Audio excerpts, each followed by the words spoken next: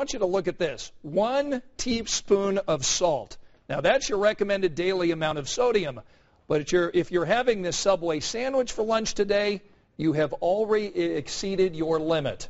Today, how to cut back on salt. Mary Snell joins us every week in studio. She's a registered dietitian with Marsh. It's great to have you here, Mary. Hi, Scott. Why should we cut back on salt? There's a certain population that is really prone to a higher risk of heart disease, stroke, and high blood pressure, especially with all the increased amounts of sodium that they're getting in their diet.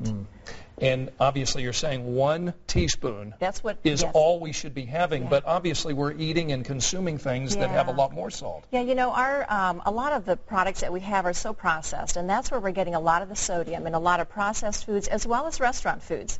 And the example is certainly of the Subway sandwich. That's a cold-cut foot-long combo, very commonly consumed in this country, but again, very high in sodium. Let's talk about some of the other things that bring in too much salt into our diet. And you have some items here. A lot of common things, you know, canned vegetables, canned soups, a lot of processed side dishes, macaroni and cheese, a lot of packaged type of things. And I also have a surprise product here. It's an oatmeal product. And again, a lot of people wouldn't associate does that have a lot of sodium in it. But again, it's processed. And so it does contain quite a bit of sodium in it. Okay, we want to make healthier choices today. So show us some products here where we can cut back on the amount of sodium. Yeah, well, fortunately, we do have some options. Again, if you like soup and canned vegetables, a lot of the manufacturers are providing things that have about 25% less sodium.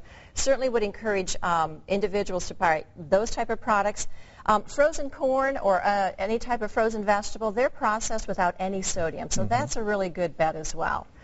Just going down the line as well, if you like cheese, notice I have cheese over here that's, again, higher in sodium. Right. But even within the cheese category, there are options that are, this type of cheese has about half the sodium than that processed product there. Okay, and you also have some additional options here for us. A lot of spices because, you know, salt adds a lot of flavor to our foods. And what can we add or what can we put in our diets when we take the salt out?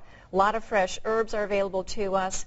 Spices and seasonings now that are actually lower in sodium. If I go to Marsh and I want to go ahead and try to find things that are low in sodium, do I try to stay on the outer ring? Is that a good way for us to do it? That actually is a really good way to do it. But actually at Marsh, we have on our shelf tags just a little bit of an icon that alerts people to lower sodium foods.